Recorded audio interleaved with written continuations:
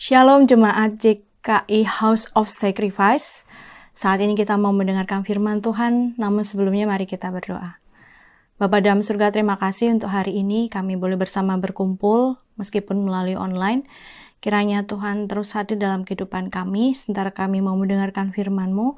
Kiranya Tuhan layakkan dan kuduskan kami Tuhan dari segala dosa dan kesalahan kami, sehingga kami boleh layak mendengarkan firman-Mu yang kudus. Di dalam nama Tuhan Yesus kami berdoa. Amin.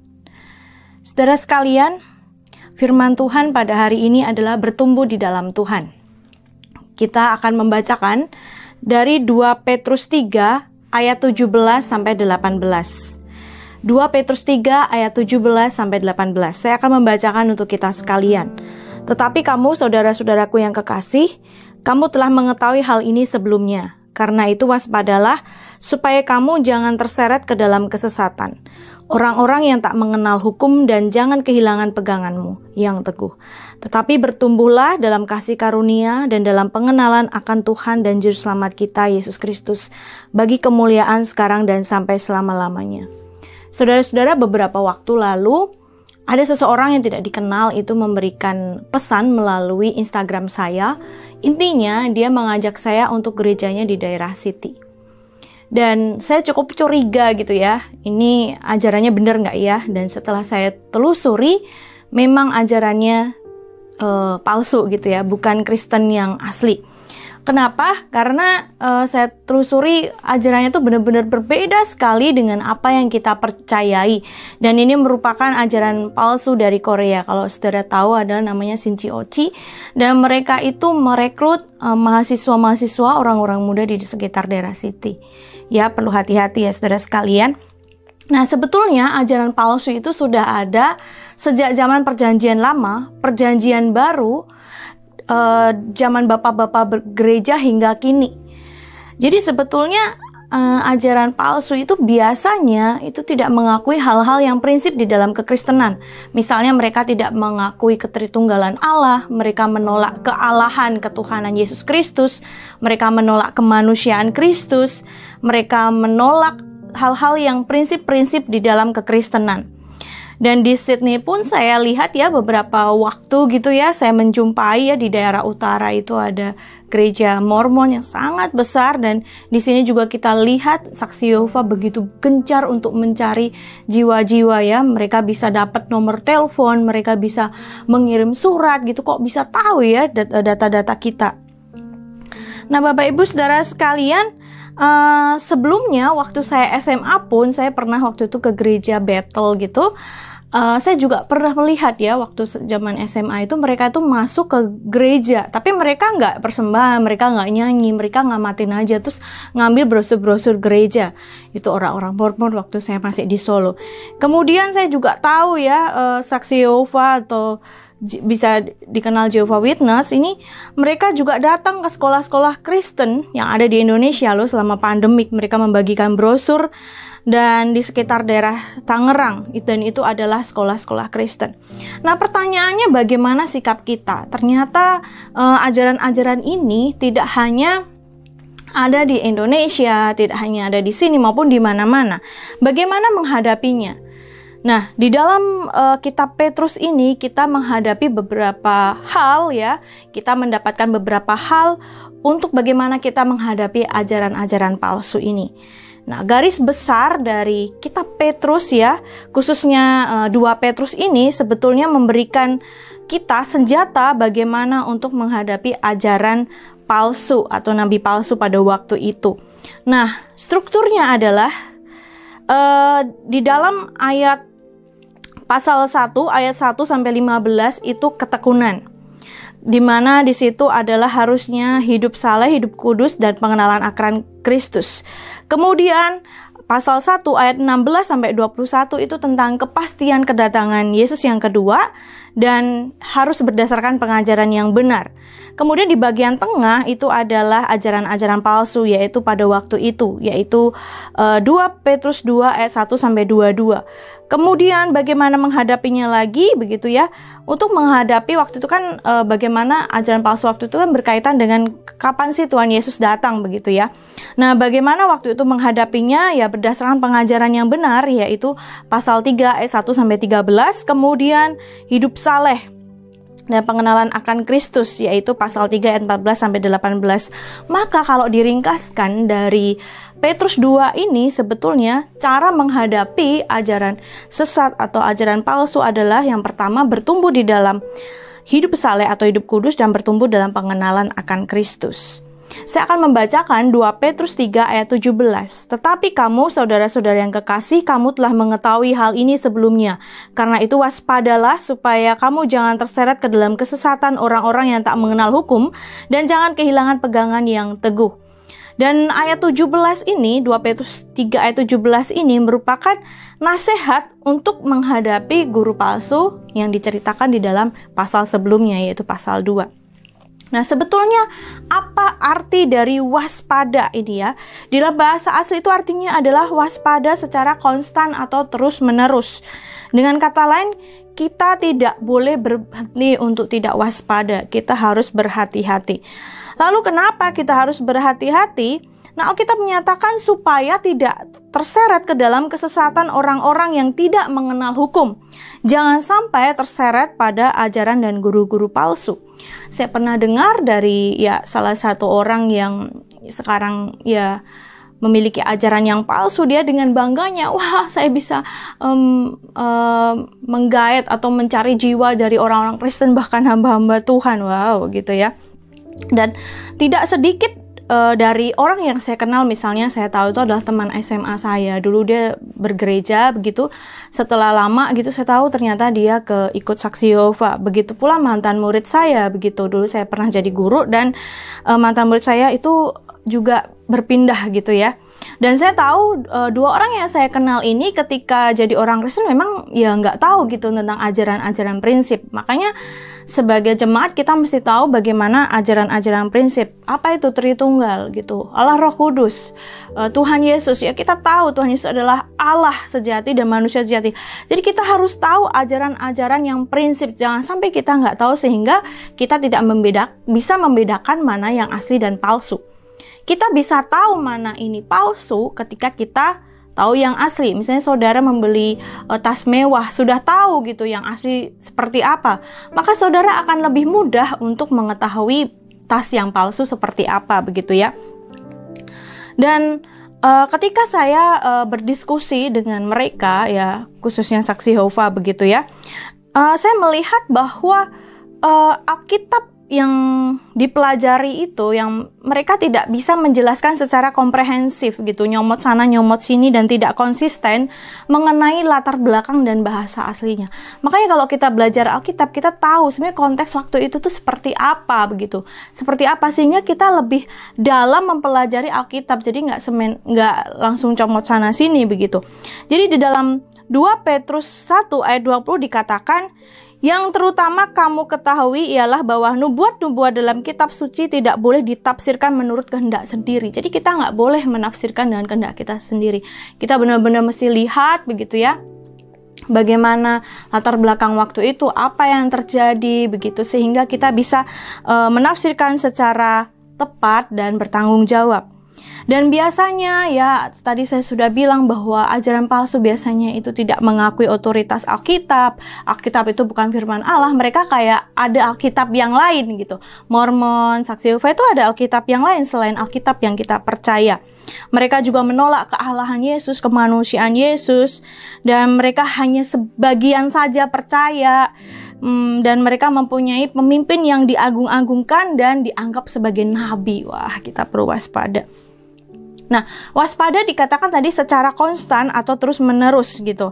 Nah, ini sangat penting bagi kita. Nah, caranya gimana kan pertanyaannya gitu.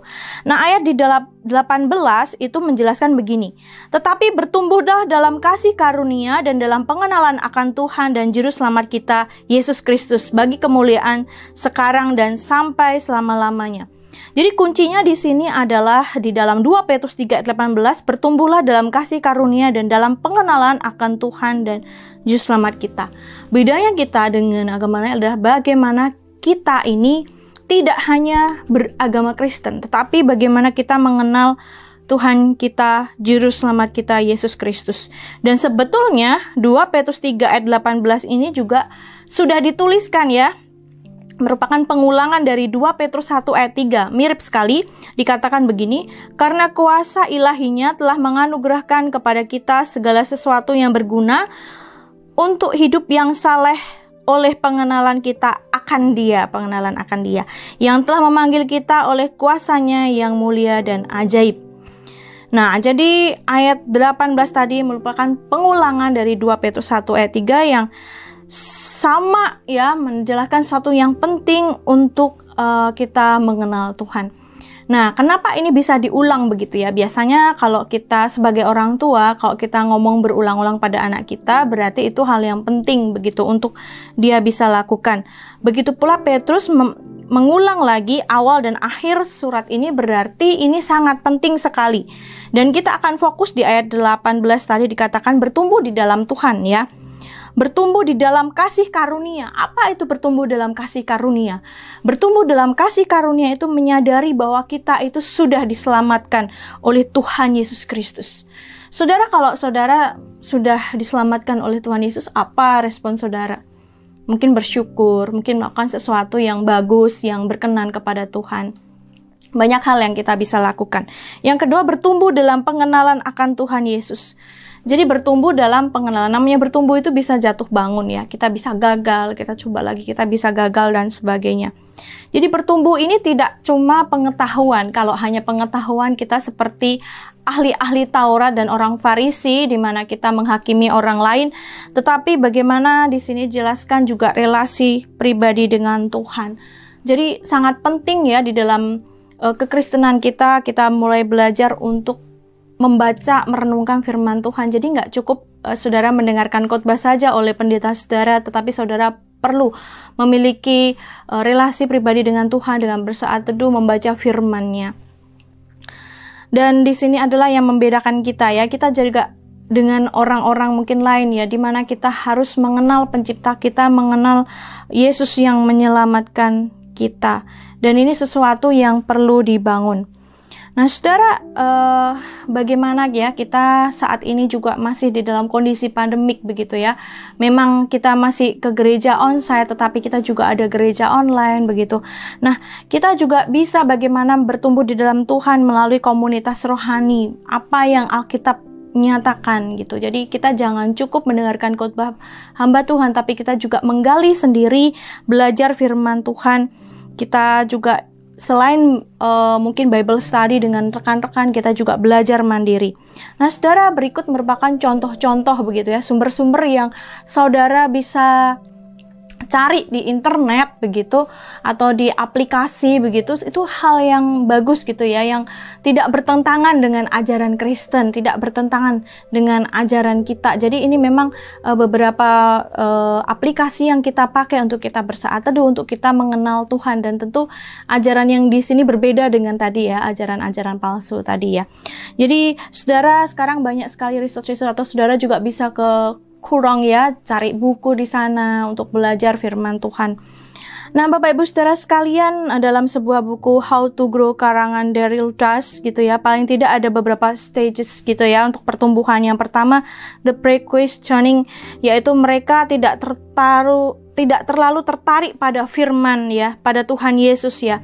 Mereka ini adalah orang-orang yang tidak percaya Tuhan, dan mereka itu punya Tuhan yang berbeda.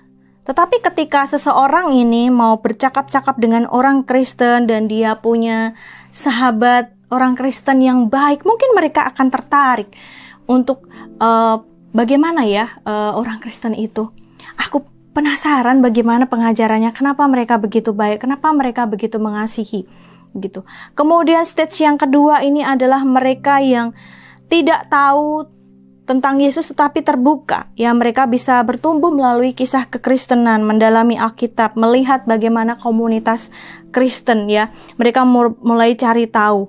Dan mereka yang the believing adalah mereka yang memiliki identitas sebagai Kristen. Mereka sudah percaya Tuhan, mereka bertumbuh, mereka mempelajari dasar-dasar Kristen, mereka membaca Alkitab, berdoa, belajar dari orang Kristen lain.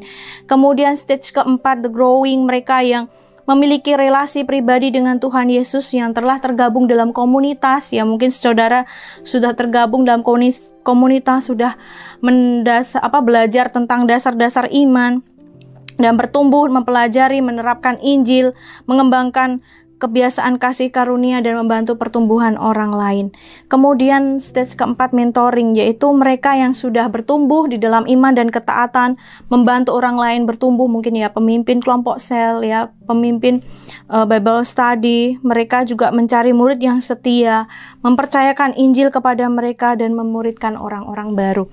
Dan yang stage terakhir adalah maturing, yaitu mereka yang seringkali tidak terlalu memikirkan diri mereka sendiri, sekalipun sulit, mereka dapat terus bertumbuh dengan berbagi kehidupan mereka dengan orang lain dan mendekat kepada Kristus. Jadi mereka benar-benar sudah mature.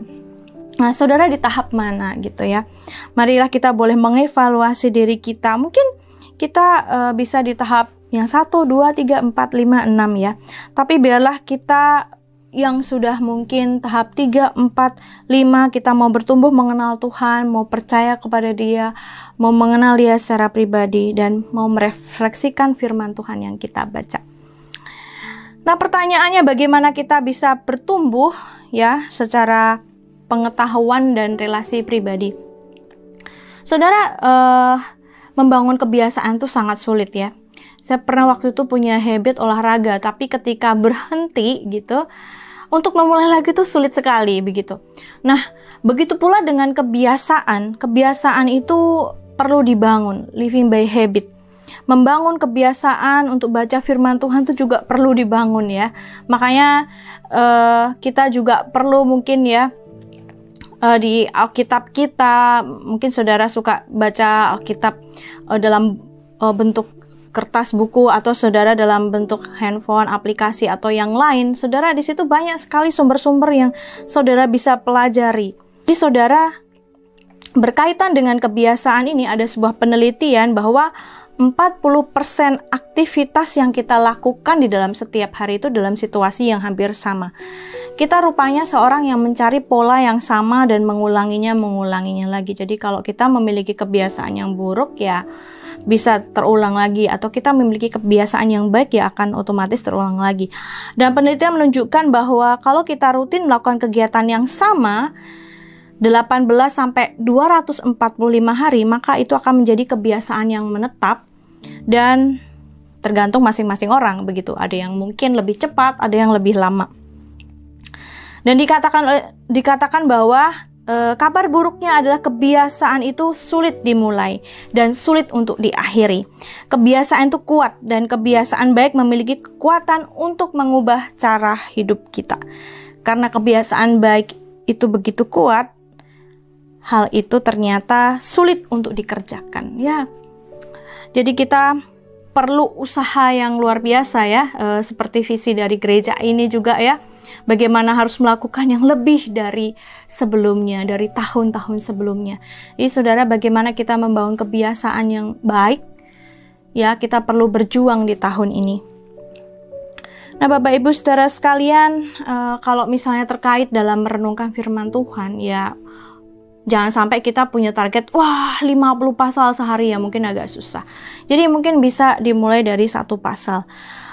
Dari mulai hal-hal yang kecil yang efektif yang kita lakukan ya.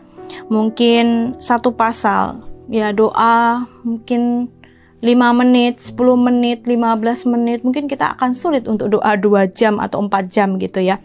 Nah, kita perlu bertanya cara efektif apa yang kita bisa lakukan secara konsisten dan itu mudah untuk kita lakukan begitu, untuk membangun kebiasaan baik kita. Karena kita tahu Bapak Ibu Saudara sekalian bahwa ajaran sesat itu banyak sekali di sekitar kita. Dan resource-resource di internet itu juga banyak sekali. lagu-lagu sekolah minggu, kalau kita tidak hati-hati, juga banyak dari gereja-gereja yang berbeda dengan ajarannya dengan kita, yang menyimpang begitu. Jadi kita perlu hati-hati. Makanya kalau kita tahu yang asli, kita bisa tahu yang benar. Dan melalui kitab Petrus ini, kita diajarkan bagaimana menghadapi ajaran-ajaran palsu di sekitar kita. Kita tahu bahwa Alkitab ya dan amin yang memberikan cara bagaimana kita bisa menghadapi ajaran tersebut. Dan di masa-masa ini mereka itu merekrut itu luar biasa. Mereka itu bisa melalui film, melalui Zoom, YouTube, chat tadi ya yang saya alami, itu bisa juga Facebook, ya pokoknya macam-macam begitu yang mereka lakukan. Lalu bagaimana kita meresponi itu? Yaitu bagaimana kita bertumbuh untuk hidup saleh dan juga bagaimana kita mau hidup kudus dan mengenal Dia, Tuhan yang kita sembah. Pertanyaannya adalah, kebiasaan seperti apa yang saya bangun supaya saya semakin bertumbuh untuk mengenal Yesus, tidak hanya secara pengetahuan tetapi relasi pribadi. Kebiasaan apa yang saya bangun untuk kita hidup lebih saleh dari sebelumnya, untuk lebih hidup kudus dari sebelumnya. Saudara, visi saudara mengajak saudara untuk berjalan lebih jauh lagi, untuk mengenal Tuhan lebih lagi dari sebelum-sebelumnya.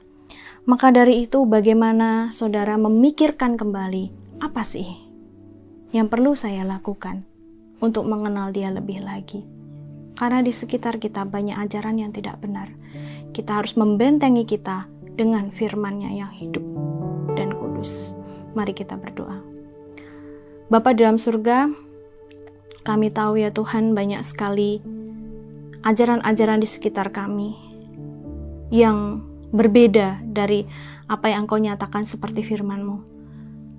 Mereka menyelewengkan tentang Engkau.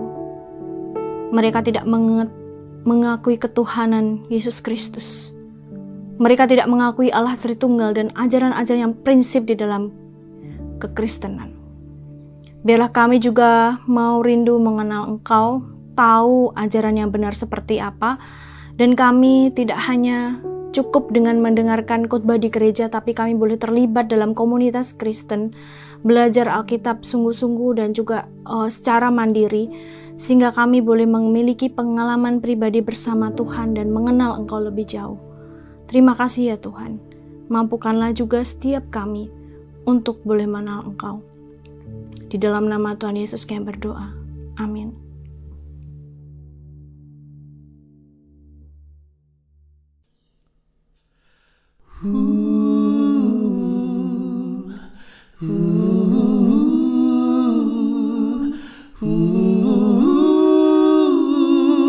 Jesus, you're my everything, my everything. Jesus, you're my everything. I'll praise you, I'll dance and I will sing. Your glory, God, is just so amazing.